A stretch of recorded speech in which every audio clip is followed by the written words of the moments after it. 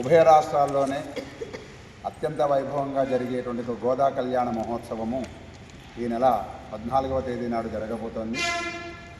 నెల రోజులు అంగరంగ వైభవపేతంగా ప్రతిరోజు తెల్లవారుజామునే గోదాదేవి అనుగ్రహించినటువంటి తిరుప్పావైని స్వామికి మంగళహారతులతోటి సుమారు 500 మంది భక్తులు ప్రతిరోజు స్వామివారికి సుప్రభాత సేవతో పాటు తిరుప్పావైని చదవడం, స్వామి అనుగ్రహాన్ని పొందడం జరుగుతోంది.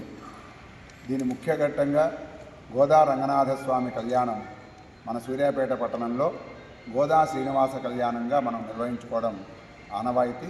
అంగరంగ వైభవపేతంగా ఉభయ రాష్ట్రాల్లో ఎక్కడ లేని విధంగా మనకు ఒకే రకమైనటువంటి యొక్క సాంప్రదాయ దుస్తులతోటి ఒకే రంగు చీరలు, ఒకే రంగు ధోతులు, సుమారు 1200 మంది దంపతులు కూర్చొని జరిగేటువంటి ఒక చాలా మహత్తరమైనటువంటి ఒక గోదా కళ్యాణాన్ని మనం జరుపుకోబోతున్నాం.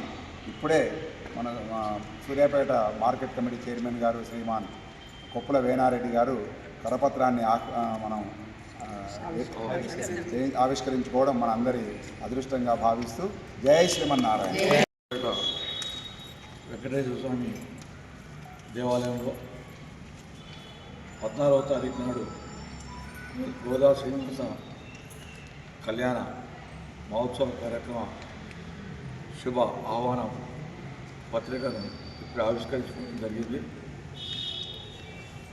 ఇంత మంచి కార్యక్రమంలో నేను భాగస్వామి కావడం అదృష్టంగా భావిస్తూ నన్ను ఆహ్వానించిన మన వేణయ్య గారి, అదేవిధంగా ఆండాల్ గోష్ఠి, తర్వాత వికాస్ తరంగిణి అందరికీ కూడా హృదయపూర్వకంగా నమస్కారం తెలియజేస్తూ ప్రతి ఏటా జరిగినట్టుగానే ఇప్పుడు కూడా జరిగినట్టునే ఈ సంవత్సరం కూడా మన 2 రాష్ట్రాలనే ఇక్కడ బ్రహ్మాండంగా వేణయ్య గారి ఆధ్వర్యంలో ప్రతి ఏడు నిర్వహించుకున్నట్టే ఈ సంవత్సరం కూడా పెద్ద ఎత్తున ఈ కార్యక్రమం ఇప్పుడే స్వామివారు చెప్తా ఉన్నారు. 1200 గంటలు ఒకే కలర్, ఒకే రంగు చీరలు పూతులతోటి 1200 గంటలు కూర్చోవడం అనేది అద్భుతమైన ఘట్టంగా మనం భావించుకోవచ్చు.